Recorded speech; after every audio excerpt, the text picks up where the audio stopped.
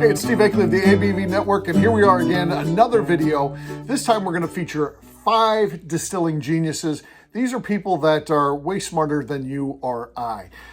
For some reason, this business attracts very smart people, and I guess one of those reasons is it takes a lot of money to get into this business. If you're going to open a distillery, you're going to, even the smallest distillery, just producing enough for, to get stuff out the door, $500,000, maybe. That's just for the bare bones. If you're wanting to start a distillery of any size, you're talking probably at least 1.5 million up to 5 million for a small craft distillery. And then it goes anywhere from there, 30 million, 100 million, you hear $200 million distilleries. So it is a very expensive business. So it makes some sense that people who have some money, people who have very good jobs prior to starting a distillery, people who are engineer types, chemists, scientists, there's rocket scientists in this business. There's a lot of very, very smart people in here. This could be a series that we do multiple times, but I'm going to focus on 5 today. These are 5 standouts, people that I know very well from this business, and they are just incredibly smart. They're also incredibly nice people. And by the way, all of them make great whiskey.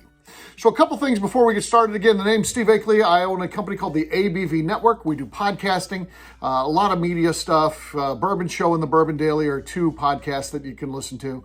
Also, check out my movies. Those are available on Amazon. I've got Kindred Spirits, the story of Kentucky craft bourbon, Colorado whiskey. I've got a movie on this channel called Get Jerry Dalton in the Kentucky Bourbon Hall of Fame, which is pretty cool. And I've got Blending is Trending with a lot of stars from the bourbon industry in there. A lot of names that you'll recognize as you watch that one. It's pretty fun. Al Young appears for the last time in a movie, in that particular movie. Very poignant if you think about that. And, I've got another one coming out called St. Louis Whiskey and more in the works. So we'll see what happens. We'll see where this thing goes. I enjoy making movies. I also write some books. Got a pretty nice catalog out there on Amazon as well. And then last but not least, I write some blogs and things like that. Social media, I'm just at Steve Akley on any of the platforms. So pretty easy guy to find, as I like to say. Another thing I'd like to address before we get into the thing today, I'm wearing the same outfit I was last week. What the heck is going on?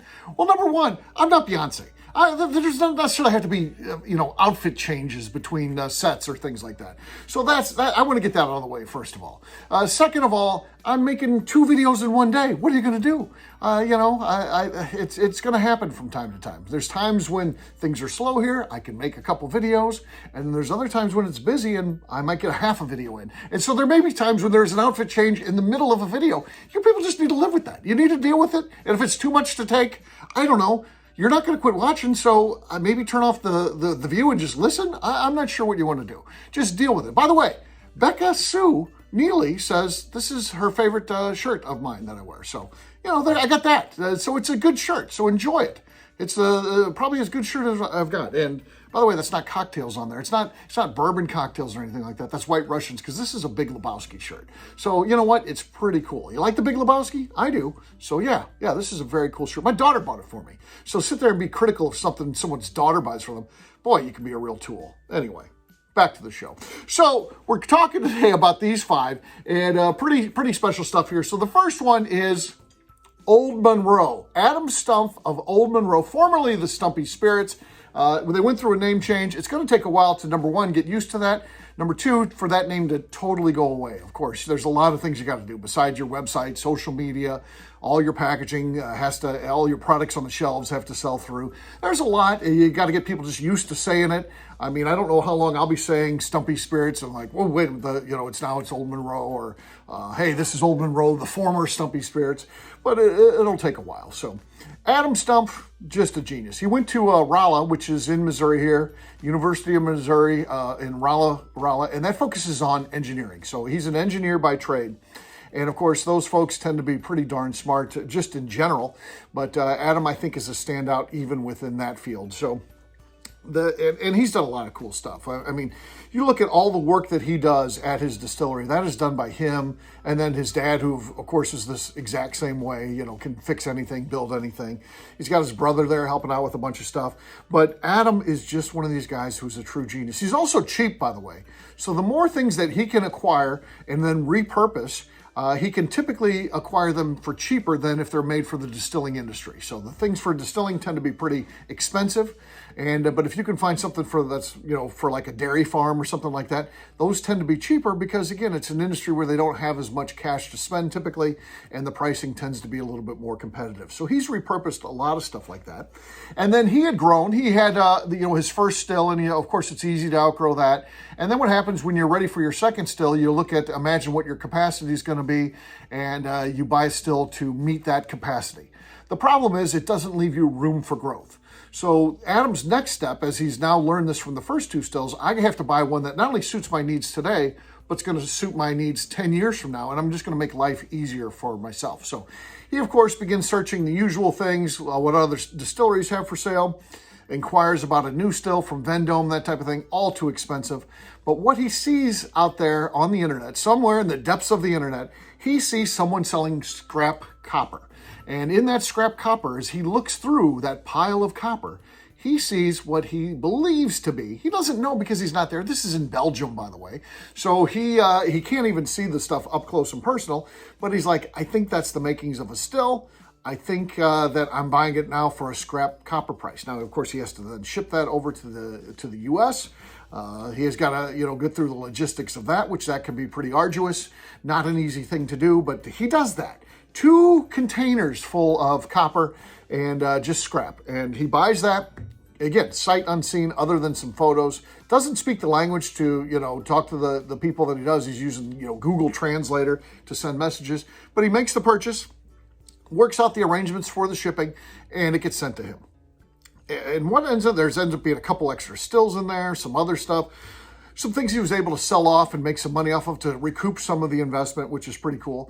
But there was the still in there. You're talking about, at that time when he was putting it in, it was not quite 100 years old yet, but it was getting there. It's over 100 years now. So it takes him a little while to put it together because there's no instructions or anything like that. You're talking, again, 2 shipping containers full of pieces.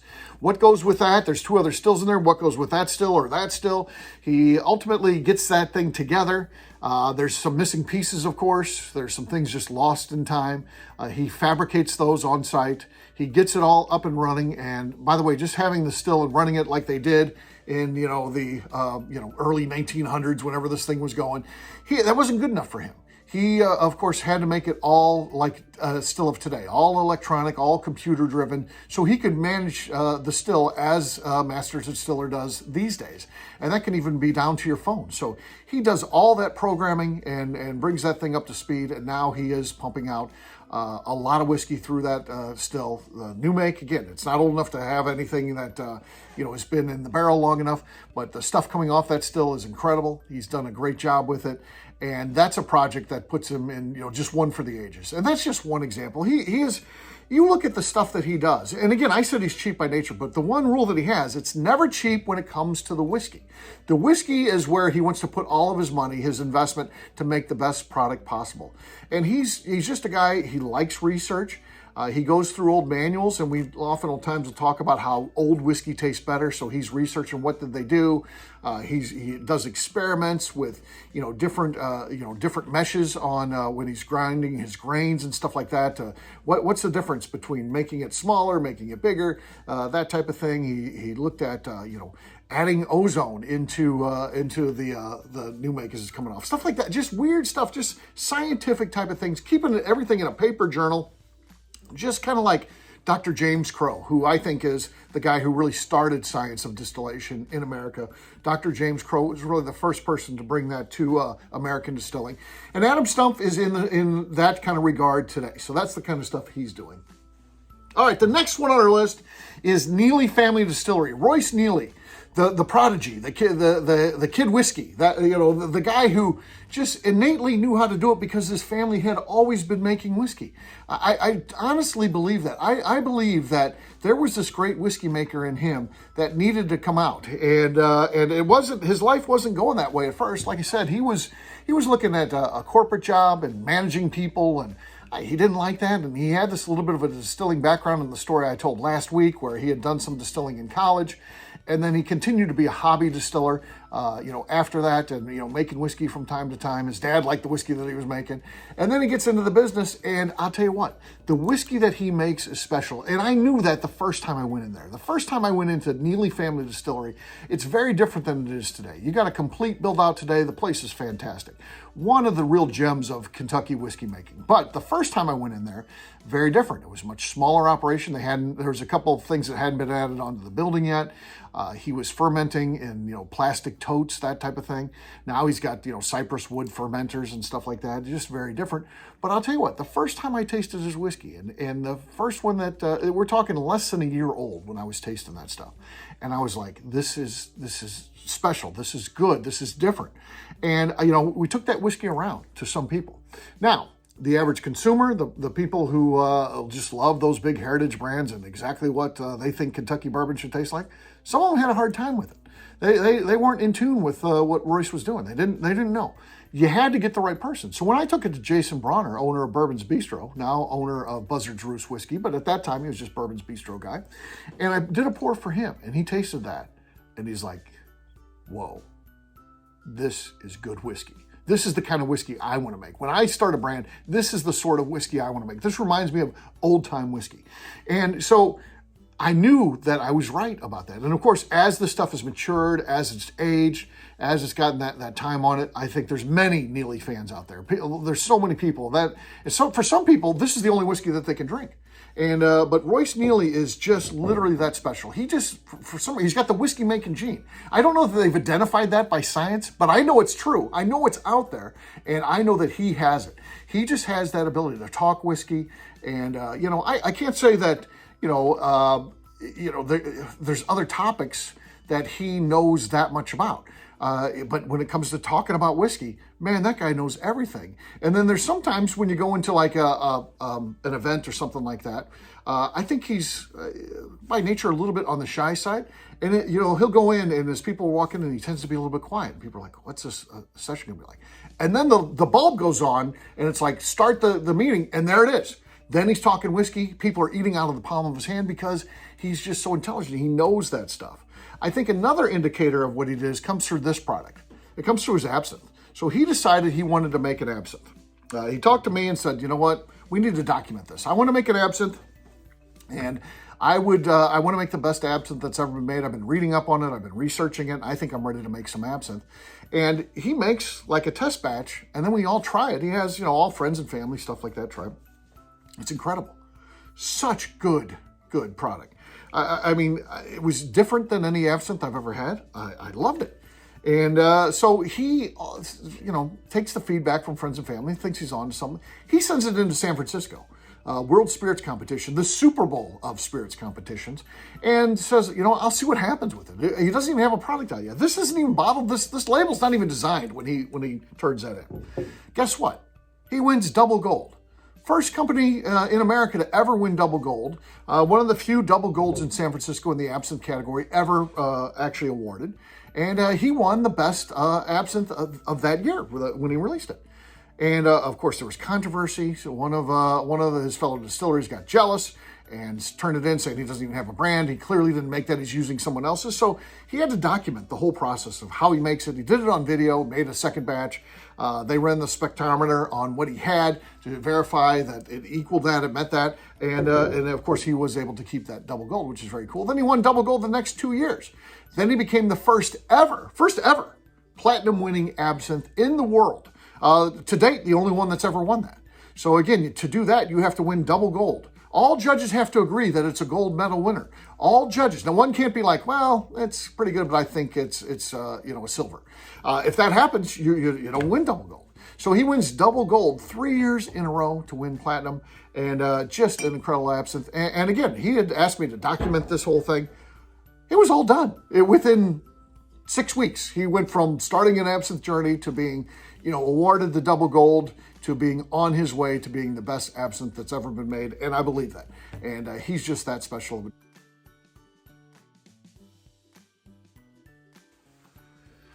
All right, I'm back after a quick break. What happened was I get a message that the iPhone is out of storage. So I had to delete a couple videos. Hey, these 4K videos are no joke. So the quality that you see, and probably I shouldn't even use 4K. I should be you know, something a little bit more forgiving.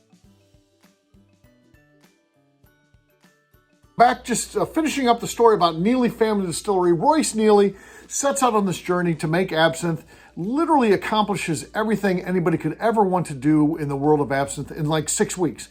I mean, he reads about it, formulates a plan, makes absinthe, wins the most coveted whiskey award in the world, all before he ever even technically has a product out. It gets challenged. He wins that challenge because, the people didn't like the fact that this guy who doesn't even have an absinthe out ends up winning best absinthe in the world.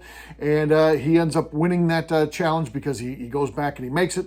And then he begins making absinthe full time. He gets an absinthe still. He finds this old absinthe still from another buddy featured in this video earlier. Adam Stumpf has one that was part of that collection of stuff that he bought. Remember I said there was 3 stills in there. One of them was an absinthe still. Royce buys that, and now he has the oldest operational still in North America running and making absinthe. Maybe in the world. That stuff is tough to gauge for sure, but he knows by far it's the oldest in America. You're talking about pre-ban absinthe, and so that is pretty cool that he has that still.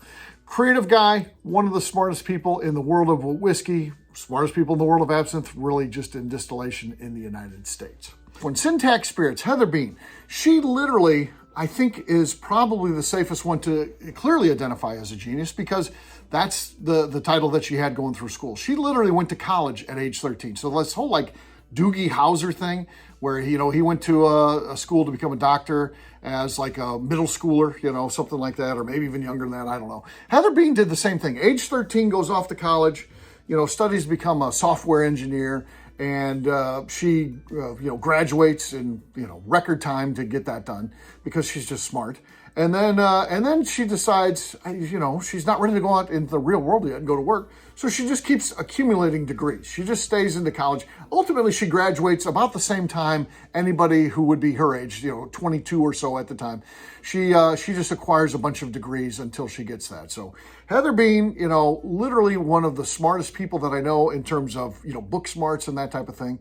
And she's also just an interesting character. She loves engineering and building things. So if you ever would go to her distillery, which is in Greeley, Colorado, yeah, she's built all of that stuff. So there's, she loves welding and building fences and, just rehabbing things. And literally that whole place that she took that was this abandoned grain mill, she literally turned it into the distillery after creating the first distillery that they had, which was kind of like an old warehouse type of thing. So it had big open floor plan, that type of thing.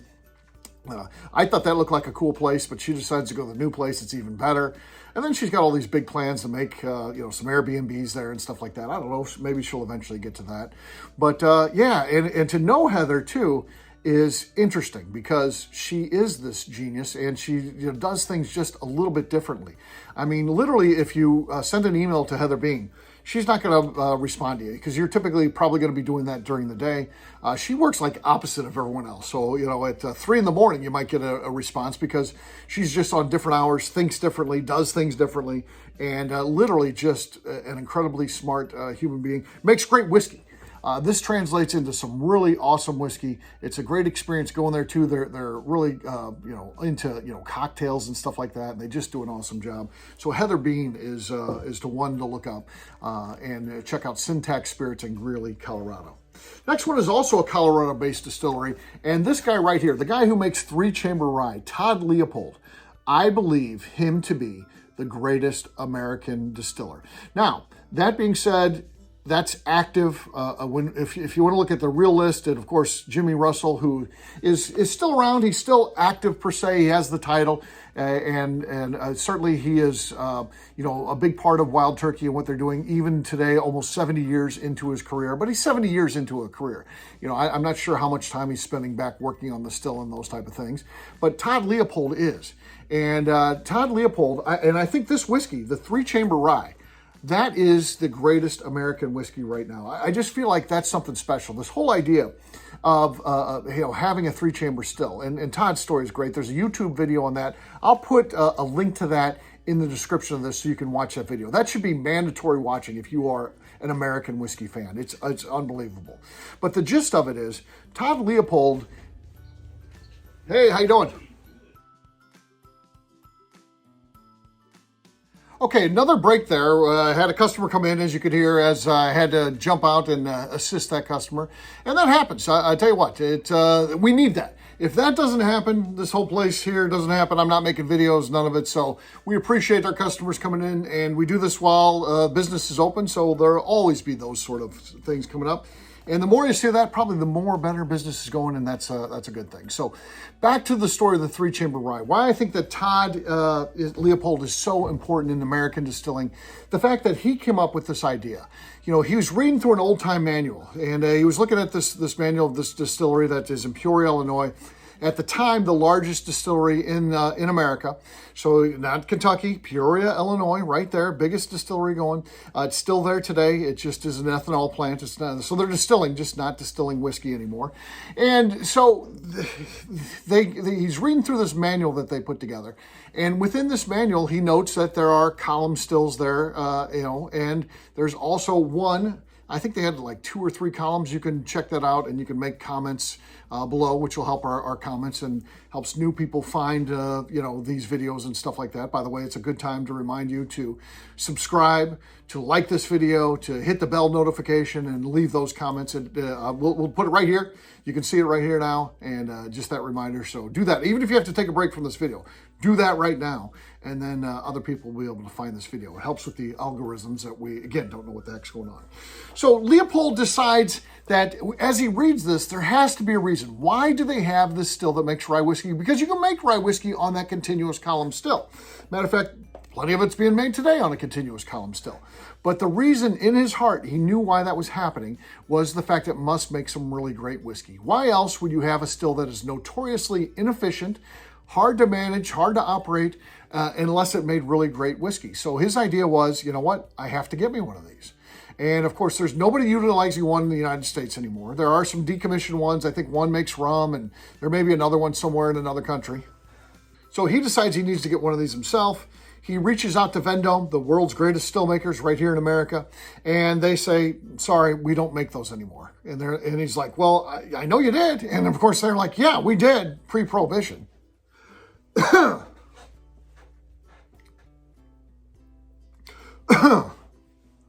Sorry, low battery there.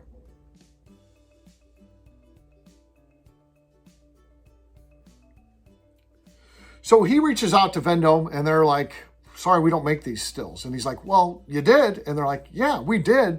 Come to us pre-prohibition. Of course, we'll help you. Right now, no one wants a 3-chamber still anymore. We don't make them. We don't have anybody on staff that used to make them. We don't have plans, to help out and make them anymore. He's like, well, I've got the plans. You can make it. And he's like, well, Vendome was like, well, we can make it, but we can't guarantee it's going to work, and we don't have anybody who can help you. That's part of what Vendome does. We assist you once that still is up and running. If you have any problems, any issues, we'll give you a hotline. We'll send someone out there to assist with any problems, that type of thing. They're like, we don't have anybody that can do that. And Todd and his brother Scott are like, just build it. We'll figure it out. So they do. They build this 3-chamber still. And after doing so, Todd and his brother, they get it installed, and then Todd just figures out how to work it. He has to have someone there working literally at the still continuously. They sit at the still, and every 15 minutes or so, they've got to push a button, pull a lever, do something to keep that thing running because it's very inefficient. He actually pays for a Netflix account that they can watch while they're sitting there because he knows they're not going to be able to do anything else.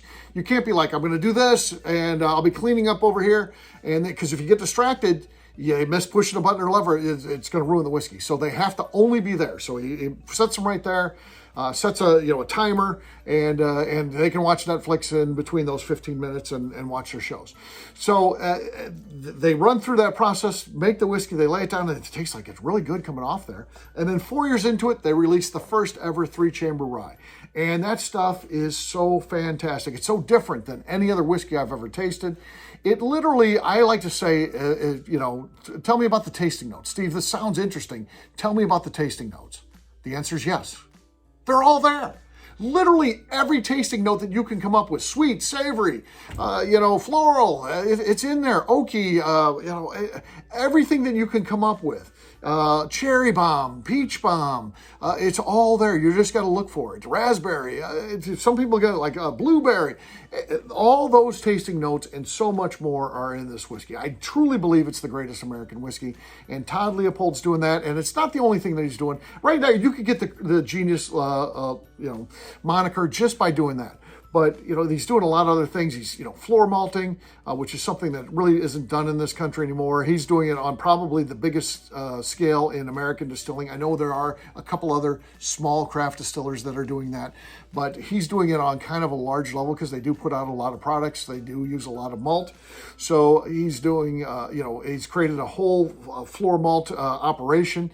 There's people dedicated just to that, and it's very interesting to watch, and it's just different. And you look at his creativity within all the things that he makes, and it can be things like cherry whiskey. You're like, well, I don't like flavored whiskey. Well, try his and see what it tastes like when you're utilizing real cherries in there, and it's steeped into the whiskey. It's not a flavor being added or something like that.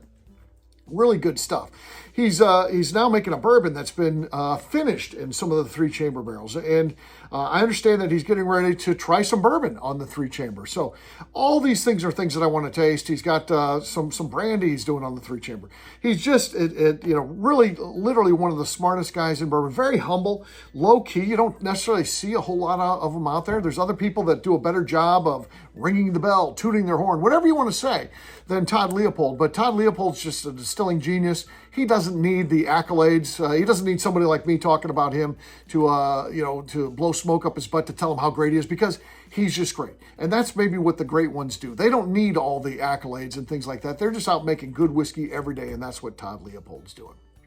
All right, our last one, last but not least, number 5 is Nobleton's Distilling House, Demetrius Kane, the owner of that company. Demetrius is one of the smartest people in whiskey, very creative. One of the best stories in whiskey, too, is his background. I mean, you're talking about a farmer who owns multiple businesses, and you get into all these things that he does, and it's unbelievable. I mean, he does some logistics work. He has some laundromats. He's an artist. You go into his distillery, the artwork that you see hanging on the walls was created by him. And then he makes some really great whiskey, and he takes a very creative approach to that as well. He's a big-time farmer, too, by the way. We're talking about growing crops and livestock, both. So he farms both of those. And, I don't know how he gets enough time in the day to do all the things that he does. He's also got like 5 kids. So, he's a family man as well. And first and foremost, out of everything, whiskey maker, all the other things that we talked about in job-wise, he is a family man. So the fact that it takes the time to make this great whiskey is unbelievable. And he just does things differently, too. He has a still that he built. That's different than most people. He has a unique approach. He literally will ferment, cool fermentation for 45 days. Who else is doing that? Answer, nobody. So he just does things a different way than anybody else. And even how he his aging process is different. He, puts it in a new barrel. He doesn't use charred oak. So his products are not called bourbon, though he does make a bourbon. But I mean, his primary products are American whiskeys because he uses toasted barrels, not charred. And again, his idea is, it's going to add a sweet flavor profile to the whiskey that he's making. And it kind of makes sense. My old business partner, Jim, who helped me start this place, he used to always say, what's the difference between charring and toasting? Well, let's look at toasted marshmallows. If you're going to char a toasted marshmallow, you just put it in the fire. It lights on fire. You blow the smoke out. It's kind of melty in the middle of the marshmallow, but on the outside, it doesn't taste very good. It's a carbon taste. It's kind of flavor neutral. If anything, it might taste a little bit bad. It tastes like burnt. What does burnt taste like? Try a toasted marshmallow that's been in the fire. There's other people, though, that take that marshmallow and they leave it away from the flame. They get it where it's warm, and it just gently warms up, turns like a golden brown, and if you taste that, it's very sweet. It adds this caramelization and all these different characteristics of sweet flavor profiles into that marshmallow. And that's what Demetrius is trying to do with those barrels. That's the difference between a charred new oak barrel and a toasted barrel. And that's why he uses the toasted. So again, who else is doing just that? Probably not a lot of people out there. So he just has a different take on everything. And that's one of the things that go hand in hand with being a genius. You do things differently. And Demetrius Kane is certainly that way. And I'm also very proud of the fact he's a Missouri distiller. You know, there's such great distilling history in this country, not just in Kentucky, but other places as well. And I like the fact that he is here in Missouri doing some of these cool things and making a difference in the world of whiskey right here from Greater St. Louis. He's in Union, Missouri, which is just on the outskirts outside of St. Louis Metro. And yeah, check him out when you come in town. Maybe you're coming to the ABV Barrel Shop. Go out and see Demetrius at Nobleton's Distilling House too. You might learn something. I mean, you know, he's just a very creative and fun guy. So there you go. There are 5 distilleries that are doing great things, and we'll have a new video for you with something else, a new topic next Friday. I'll probably have a different shirt on even. There you go. See ya.